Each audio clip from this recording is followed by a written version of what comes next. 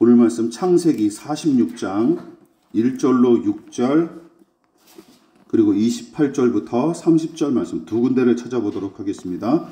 제가 가진 성경으로 구약 성경 첫 번째 책 창세기 46장 1절로 6절까지 그리고 28절로 30절까지 찾으신 줄 알고 저와 여러분이 한 절씩 번갈아 가면서 교독하겠습니다. 이스라엘이 모든 소유를 이끌고 떠나 브엘세바에 이르러 그의 아버지 이삭의 하나님께 희생제사를 드리니 그 밤에 하나님이 이삭 중에 이스라엘에게 나타나 이르시되 야곱아 야곱아 하는지라 야곱이 이르되 내가 여기 있나이다 하네. 하나님이 이르시되 나는 하나님이라 내 아버지의 하나님이니 애굽으로 내려가기를 두려워하지 말라. 내가 거기서 너로 큰 민족을 이루게 하리라. 내가 너와 함께 애굽으로 내려가겠고 반드시 너를 인도하여 다시 올라올 것이며 요셉이 그의 손으로 내 눈을 감기리라 하셨더라. 야곱이 브엘세바에서 떠날새 이스라엘의 아들들이 바로가 그를 태우려고 보낸 수레에 자기들의 아버지 야곱과 자기들의 처자를 태우고 다같이 그들의 가축과 가나안 땅에서 얻은 재물을 이끌었으며 야곱과 그의 자손들이 다 함께 애굽으로 갔더라. 자, 28절부터 30절 같이 읽어보겠습니다. 시작. 야곱이 유다를 요셉에게 미리 보내어 자기를 고센으로 인도하게 하고 다 고센 땅에 이르니 요셉이 그의 수레를 갖추고 고센으로 올라가서 그의 아버지 이스라엘을 맞으며 그에게 보이고 그의 목을 어긋맞춰 안고 얼마 동안 울매 이스라엘이 요셉에게 이르되 내가 지금까지 살아있고 내가 내 얼굴을 보았으니 지금 죽어도 족하도다. 아멘. 예, 우리 말씀의 제목을 같이 한번 읽어보시겠습니다. 시작. 마침내 보게 된 아들의 얼굴. 예, 마침내 보게 된 아들의 얼굴이라는 제목으로 하나님 말씀 전하도록 하겠습니다. 예, 이 설교도 2020년 5월 중순에 가정의 달에 했던 설교를 제가 다시 수정하고 보완해서 오늘 다시 이렇게 여러분들에게 말씀을 전합니다. 지난주에도 말씀드렸지만 여러분은 저를 어떤 사람으로 보십니까? 만난 지 얼마 안 되었거나 첫인상으로만 판가름하는 사람들은 겉보기에는 용모가 단정하고 따뜻한 성격일 거로 여기지만 죄송하지만 정반대죠. 우리 식구들은 다 아시겠지만 오히려 외모를 가꾸는데 거의 관심이 없을 뿐더러 위생관념도 좀 희박한 편입니다. 부끄러운 얘기지만 인간관계나 성격도 마찬가지죠. 목사이니까 누구와도 원만한 관계를 형성하고 어떤 사람이든 따뜻하게 대할 거로 오해를 하죠. 그러나 그것도 말씀드렸다시피 굉장히 큰 오해입니다. 오히려 냉철하고 냉정한 편이고 친해지기가 쉽지 않은 성격이죠. 게다가 굉장히 내성적인 데다가 여러 사람 앞에 나서는 것 자체를 좋아하지 않는 성격입니다. 그렇다고 두더지 마냥 숨어 지내거나 도피만 일삼는 것은 아니죠. 누군가 몰상식한 짓을 저지르거나 되먹지 못한 태도를 보이면 나이와 지위와 장소를 따지지 않고 이의를 제기하거나 들이받기도 잘합니다. 평소에는 얌전한 평화주의자처럼 보이지만 선을 넘는다 싶으면 직설적으로 표현하거나 물불 가리지 않고 덤벼드는 성격이 바로 제 성격이더라고요. 게다가 객관적인 시각을 유지하려고 무진 애를 쓰는 까닭에 가족이나 지인들이라고 무조건 편들기보다는 옳고 그름을 먼저 따져서 판단하는 편입니다. 이게 우리 가족들이 저한테 겪는 괴로움 중에 하나죠. 2000년 전 율법을 칼날처럼 휘두르느라 예수님의 비판을 받았던 바리새인들이 환생한다면 틀림없이 저와 같은 인간으로 다시 태어났을 거로 확신합니다. 저를 오랫동안 지켜본 분들은 진작에 다 파악했을 테죠. 그래서 몇 년 전까지만 해도 이런 말이 있었죠. 자식 이기는 부모 없다라는 옛말을 들을 때마다 나 같은 사람은 예외요 하고 코웃음을 쳤었어요. 혹여 자식들과 갈등이 일어나거나 심각하게 다툴 일이 생긴다면 족보에 빨간 줄을 긋고 호적을 파버릴지언정 내가 세운 기준을 바꾸거나 제 뜻을 굽힐 일은 없을 거로 여겼습니다.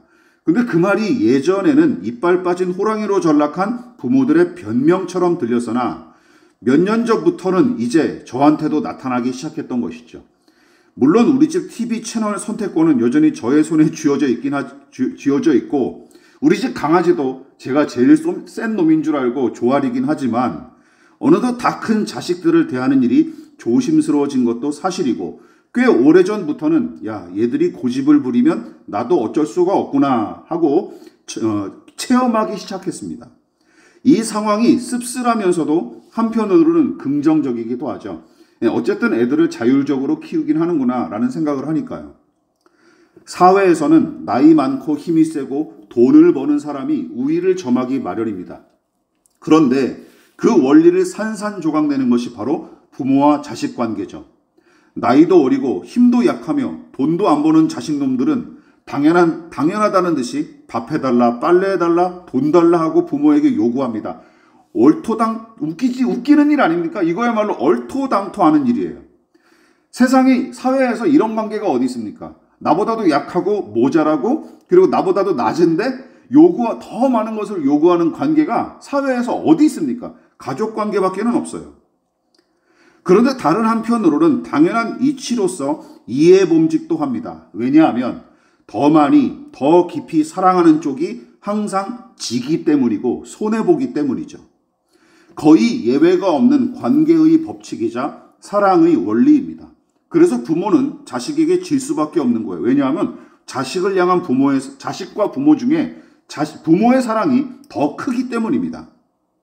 그래서 양보하고 희생하는 이유는 그쪽이 상대방을 더 크게 사랑하고 아끼기 때문이고 그 배려와 섬김을 아무렇지도 않게 날름 받아먹는 쪽은 더 이기적이기 때문이죠. 어쨌든 야복강에서 야곱과 밤새도록 씨름하다가 지고 말았던 천사처럼 자식의 생떼와 눈물 앞에서는 아무리 냉정한 부모라도 속절없이 무너지기 마련입니다. 그러나 하나님의 천사조차 두 손 들게 했던 이 야곱, 지독히 이기적이고 제의 속 챙기기에 빨랐던 그리고 자신이 원하는 바를 얻기 위해서는 사기치는 일도 서슴치 않고 무시무시할 정도로 끈기가 있었던 이 사람이 12명의 아들 앞에서는 그저 무기력하고 못난 아버지로 등장할 뿐입니다. 오늘의 주인공 야곱 말이죠. 자신의 엉덩이뼈 힘줄이 망가지는 희생을 감수해서라도 천사를 이겼던 야곱처럼 그의 아들들은 막내 요셉을 내다 버려서라도 아버지 야곱의 마음을 무너뜨리는 짓을 저지르죠. 아버지를 닮은 거죠, 결국은. 그 아비의 그 아들들입니다.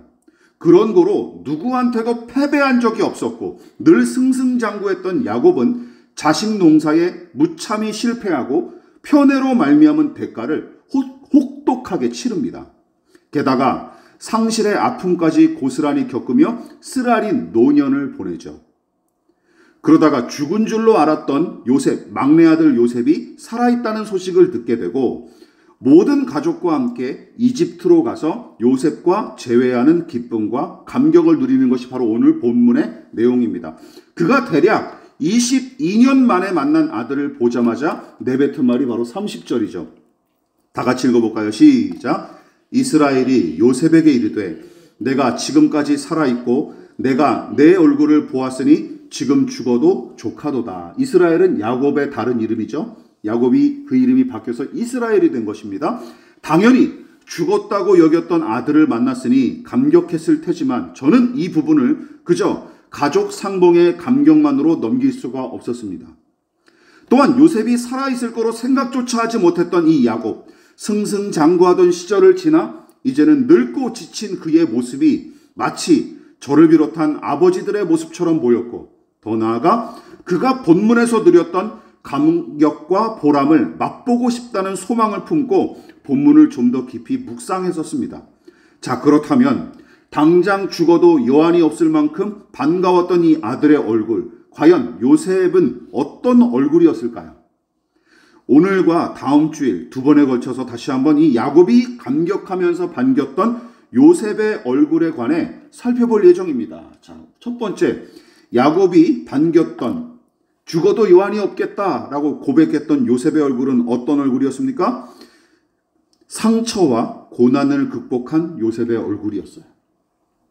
여러분, 야곱이 요셉과 만나 감격하고 기뻐했던 이유는 무엇입니까? 간단합니다. 살아서 만났기 때문입니다. 쉬운 소리 하는구나 생각하셨겠지만 잘 들어보십시오. 여러분, 살아있으면 만날 수 있는 여지와 가능성이 있습니다. 그러나 문제는 무엇이죠? 죽으면 끝입니다.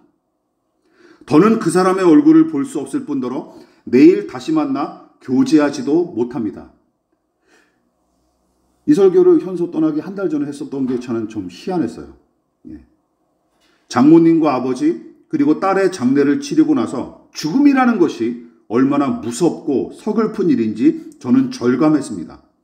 늘 어딘가에 든든한 나무처럼 서 계시던 어른들, 그리고 늘 발랄하게 웃던 딸, 그래서 마음만 먹으면 언제든지 찾아뵐 수 있었고 또 얼굴을 마주 대했던 사람들을 죽음이라는 놈은 서로를 마주하고 싶어도 이 생에서는 절대로 그럴 수 없는 지경으로 내몰고 맙니다.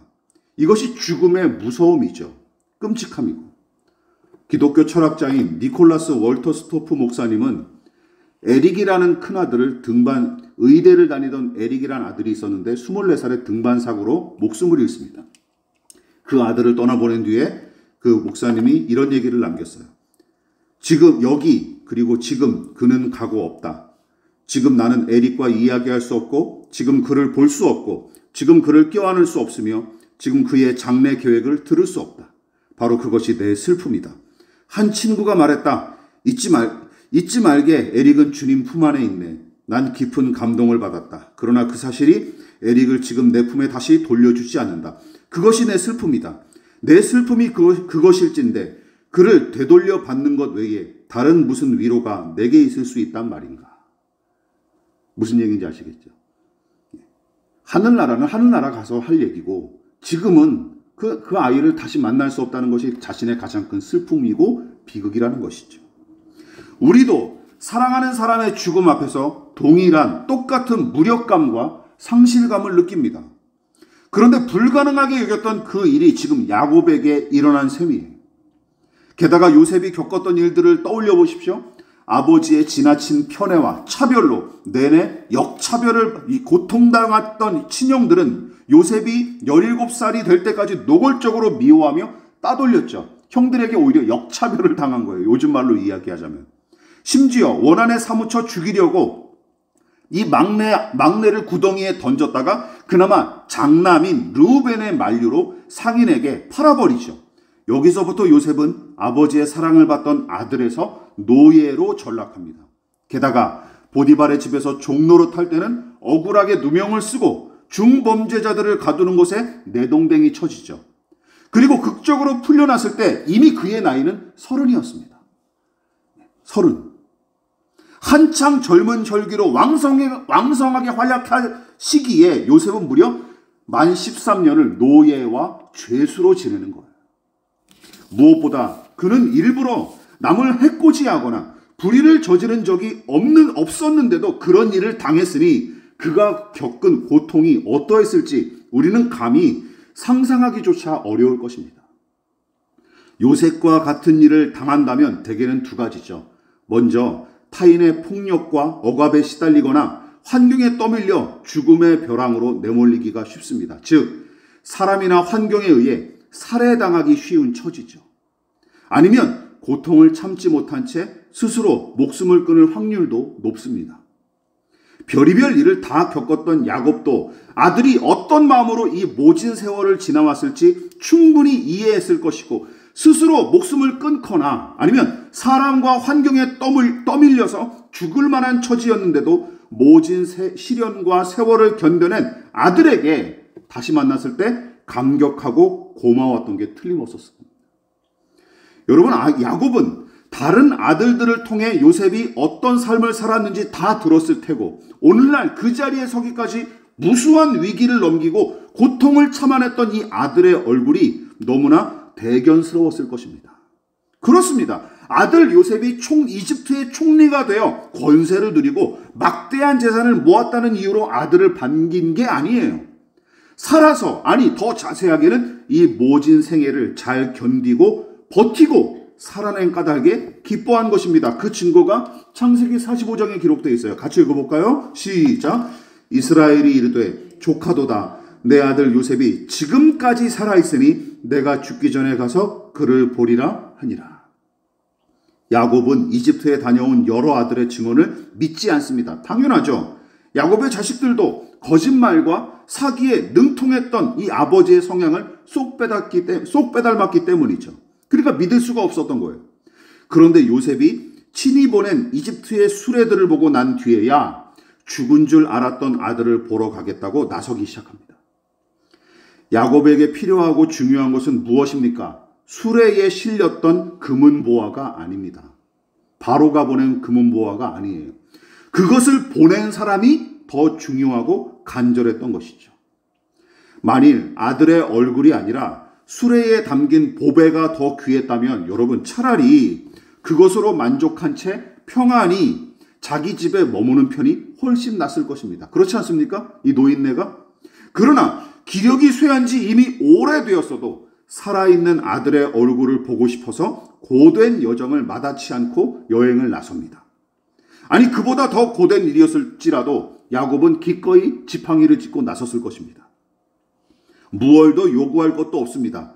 살아서 얼굴을 마주했으니 그걸로 야곱은 충분하다고 여겼던 것이죠. 그 유명한 탕자의 비유를 여러분 떠올려 보십시오.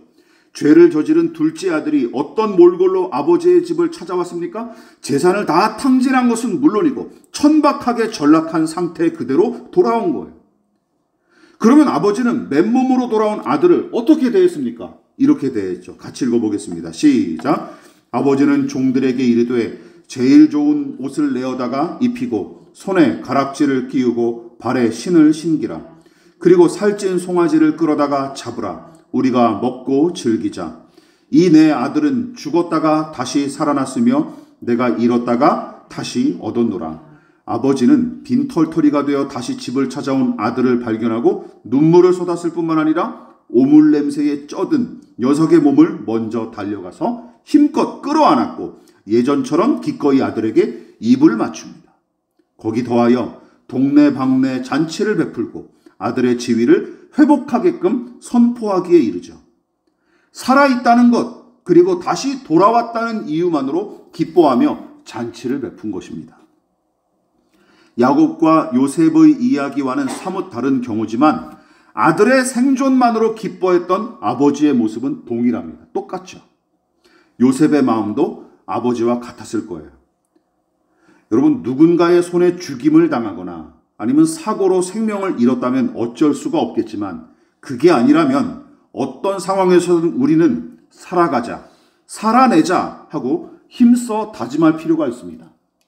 성경도 그런 삶을 권면하고 있죠. 아직 심장이 뛰고 있다면 그리고 하나님께서 누워 자고 깨어 일어나 오늘을 살게 하셨다면 우리도 요셉처럼 이 모든 일에 참고 견뎌야 마땅한 거예요. 믿으십니까? 나 자신을 위해서만이 아니라 내가 사는 것이 가족을 비롯한 누군가의 유익과 기쁨이 조금이라도 남아있다면 비록 내 삶이 서글프고 고달프더라도 참고 견디며 살아내야 할 이유가 되는 것입니다. 가족에게 입은 상처, 형들의 무자비한 폭력과 냉혹한 유기, 아들에서 노예로 전락한 신세, 주인의 아내를 겁탈했다는 누명과 치욕, 억울하고 고된 그리고 기나긴 옥살이 등등 동행하시는 하나님을 확신하고 그 은혜를 체험하며 힘을 냈다가도 어떤 날은 하루에도 수십 번씩 야 이제는 할 수 있는 것이 없다. 다 끝내자 하고 되뇌며 근근히 버텼던 이 세월이 쌓이고 쌓여서 마침내 아버지 앞에 선 요셉을 보십시오. 그는 자폭하거나 자살하지 않습니다. 그리고 자해와 같이 자신을 갉아먹는 짓도 하지 않죠. 폭풍처럼 밀려드는 고난에 비틀거리고 자빠질지언정 요셉은 하루하루 견디고 버텨냅니다. 살아내죠. 여러분 그가 우리 자식이라고 상상해 보십시오. 또한 그의 아버지가 여러분이라면 어떻겠습니까? 대견스럽지 않겠습니까? 2년 전에 제가 이 기사를 보고 눈물을 쏟은 적이 있었습니다. 세월호 침몰로 자녀를 잃은 부모의 글이 마음에 와 닿은 적이 있었는데 이런 내용이었죠. 그동안은 가난하지만 행복한 가정이었는데 널 보내니 가난만 남았구나. 부모는 가난했어도 자식의 존재로 말미암아 행복을 누렸습니다. 그러나 자식이 떠난 뒤로는 처참함만 남았을 뿐이죠. 이 글을 쓴 부모가 부자였으면 슬픔과 고통이 덜했을까요? 말도 안 되죠. 말도 안 되죠. 많은 돈과 높은 지위 따위가 죽은 아이를 돌아오게 할 수 없다는 사실을 뼈저리게 느꼈을 것입니다. 여러분, 부모는 어떠해야 하는지 보여주는 본문을 찾고 싶으십니까? 또한 부모의 기쁨이 되는 자녀가 누구인지 알고 싶으십니까? 자녀들은? 그렇다면 오늘 설교 본문이 창세기 46장과 탕자의 비유를 그린 누가복음 15장을 펼쳐보십시오. 부모는 어떠해야 되는지, 자식은 부모에게 어떻게 해야 되는지에 대해서 이 이야기가 잘 보여주고 있어요. 거기 기록된 두 아버지의 모습을 통해 부모다움을 배워야 합니다. 그리고 요셉과 돌아온 아들이 어떻게 아버지의 기쁨이 되었는지 생각해 보십시오. 돈이나 권세로 부모의 환심을 사려는 자식이 있고, 반대로 자식을 현금 인출기로 취급하거나 전리품처럼 여기는 부모도 있죠. 우리 애가 성적이 이렇고 이런 대학에 들어갔고 이런 직장에 취업을 해. 이런 걸 자랑하는 부모들이 널려 있지 않습니까? 서로를 이런 식으로 이용하기에 급급한 관계라면 오늘 설교는 뜬구름 잡는 이야기로만 들릴 게 뻔합니다. 말씀을 마무리하도록 하겠습니다. 저 역시 자녀들이 여전히 고민입니다. 언젠가 자녀들은 부모 곁을 떠나고 각자 자기만의 길을 걷게 될 날이 올 테죠. 그리고 우리 부모님도, 그리고 그 윗세대도 다 그런 식으로 자식을 길러냈을 거예요. 즐겁고 기쁜 날도 있겠지만 서럽고 힘든 날도 적지 않습니다. 후자의 경우는 피하고 싶은 게 사람의 마음이죠.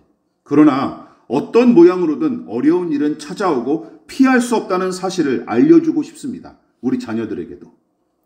꽃길만 가는 인생은 없다라는 현실을 직시해야 돼요. 다만 좋은 일이 생기면 마음껏 기뻐하고 즐거워하되, 어렵고 힘든 일을 만나면 요셉처럼 우리 자녀들이 견뎌주기를 바랍니다. 그렇죠? 그게 필요해요. 고민하고 갈등하고 몸부림치고 가슴을 치며 통곡을 해도 괜찮으니 어떤 어려움이나 슬픔에도 참고 견디기를, 아침에 눈뜨기가 무서울 만큼 힘들어도 어서 일어나 세수부터 하기를 소원합니다. 혹여 방탕한 아들처럼 실수하거나 잘못을 저질렀어도 살아가기를 포기하지 않았으면 좋겠습니다. 죄책감의 무게에 짓눌려 압사당하지 말고 심한 자책의 수렁에 몸을 던지지 않기를 바랍니다. 병들고 망가지고 실패하더라도, 슬프고 아프고 고단하더라도 잘 참고 견디며 살아주기를 기도합니다. 그때도 말씀드렸지만 자살을 시도했던 적이 있었습니다. 군병원에 입원하고 망연자실했을 때 일회용 면도기를 분해해서 칼날을 호주머니에 넣고 다닌 적이 있었어요. 물론 우여곡절 끝에 미수에 그쳤지만 그 끔찍한 계획을 실행했다면 무슨 일이 벌어졌을까요? 한 가지는 분명하죠. 지금 내 눈앞에 보이는 이들, 지금까지 함께 살아가고 사랑했던 이들을 만나지 못했을 테고, 더 깊고 큰 하나님의 은혜를 깨닫거나 체험하지 못하고 그냥 죽어버렸을 것입니다.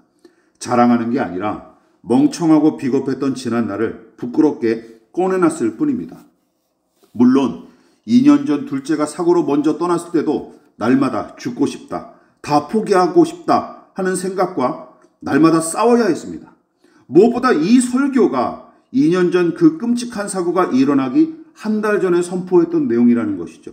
지금 돌이켜보니 너무도 서글프고 의아한 것은 물론이고 기이하고 신비한 일이 아닐 수가 없습니다. 그의 봄부터 초여름까지 이어갔던 빌립보서 매일 묵상과 함께 2년 전 가정의 달 설교가 고통과 죽음과 하나님 나라에 관한 내용이 주를 이룬 것을 최근에 확인했습니다. 하나님의 섭리였을까요? 그래서 이런 말씀을 통해 저와 우리 가족을, 우리 교우들을 준비시켰던 것일까요? 솔직히 잘 모르겠습니다. 또한 아빠의 설교를 진지하게 경청했던 딸의 모습이 떠오릅니다. 과연 우리 아이는 어떤 마음으로 이 설교를 들었을까요? 한 달 전에, 세상을 떠나기 한 달 전에 이 설교를 들었을 텐데 어떤 마음으로 이 설교를 들었을까요? 먼저 떠난 우리 아이의 숙명은 어찌할 수 없겠지만 저를 비롯한 우리 가족은, 그리고 우리 교우들은 다행히도 지금까지 잘 버티고 견뎌왔으며 형용할 수 없는 슬픔과 아픔을 간직하면서도 살아가는 일을 다 포기하지 않았습니다. 그게 대견하고 감사할 따름입니다. 2년이 지난 지금 와서. 더 나아가 이 육체를 입고 사는 동안에는 사랑하는 아이를 다시 볼 수 없겠지만 하나님 나라에서 다시 만나게 될 딸의 얼굴을 기대하고 꿈꾸기에 저는 남은 날 동안 살아가고 사랑하고 신뢰하기를 포기하지 않을 것 같습니다. 여러분, 이것을 마지막으로 기억하십시다. 살아있기에 누리는 기쁨과 복, 물론 살아있기 때문에 당하는 고난과 아픔과 어려움들 있죠. 그러나 반대로 살아있기에 누리는 기쁨과 복이 우리 앞에 여전히 놓여 있습니다. 그런 가능성이 여전히 우리 앞에 있어요. 그러므로 어떤 경우라도 스스로 삶을 포기하지 말고 살아있는 동안에 힘써 살아내는 저와 여러분 되시기를 진심으로 부탁을 드리겠습니다. 상처와 고난을 극복하고 아버지 앞에 선 요셉처럼 어떤 처지에서도 살아가고 살아내기를 진심으로 축원을 드리겠습니다. 기도하겠습니다. 지금은 우리를 위하여 십자가에 몸버려 피 흘려 돌아가신 예수 그리스도의 한량없으신 은혜와 하나님 아버지의 극진하신 사랑하심과 성령 하나님의 영원한 사귐이 오늘 이 시간 어떤 형편에서든지 하나님을 의지하는 믿음으로 살아가고자 살아내고자 겸손히 머리 숙인 사랑하는 성도들의 머리 위에 저들의 가정과 직장과 사업장과 학업과 장래 가운데 그리고 이 나라의 민족과 한국교회와 저 북녘의 동포들과 세계와 열방 가운데 지금부터 영원히 함께 하시기를 간절히 축원하옵나이다. 아멘.